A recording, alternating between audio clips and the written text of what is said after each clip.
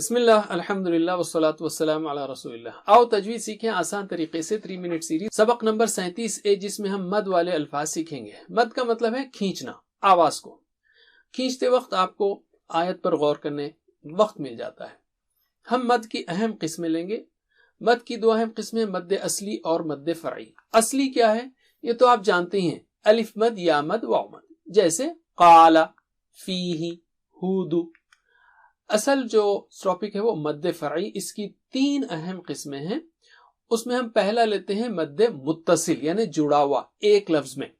جیسے جاء، یہ کب ہوتا ہے؟ جب لفظ کے اندر ہی الف مد، یا مد، واو مد کے بعد حمزہ آئے لفظ کے اندر ہی. جیسے یہاں پر جاء ہے، اس کو 4 سے 5 بار کھینچیں گے، اور کھینچنے کے لیے ایک رف میجرمنٹ وہ انگلیوں کو کھولنا ہے. جیسے 5 حرکت یعنی 5 انگلیاں کھولیں ہم. تو میرے بعد دہرائیے.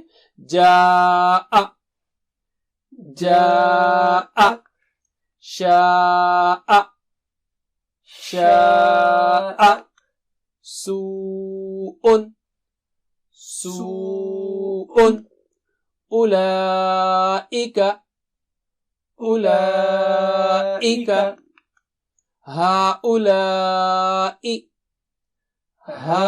هؤلاء، يشاء، يشاء، السماء، السماء،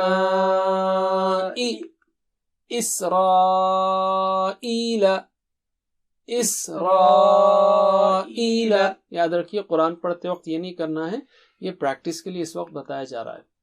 دوسری قسم ہے لازم، مد لازم، یعنی ایک لفظ میں الف مد، یا مد، واو مد کے بعد سکون یا شدہ آئے، جزم یا تشدید آئے، اور اس کو 6 بار کھینچیں گے، یعنی 5 سے زیادہ ایک اور حرکت بڑھا دیں گے ہم. تو میرے بعد دہرائیے. الآن، الآن، جان، جان، ولا الضالين، ولا الضالين. تیسری قسم ہے مد منفصل، یعنی الگ الگ.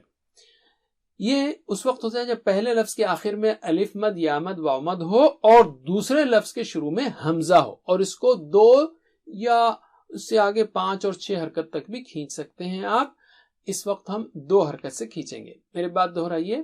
ما انزل، ما انزل، یا ایھا الناس، یا ایھا الناس، قالوا آمنا، قالوا آمنا، لا الہ الا هو، لا الہ الا هو. ہمارے پاس مد منفصل کے لیے لہر کی نشانی ہے، باقی کے لیے نوک والے مد کی نشانی ہے. بس اتنا ہی. جزاکم اللہ خیر، والسلام علیکم ورحمۃ اللہ.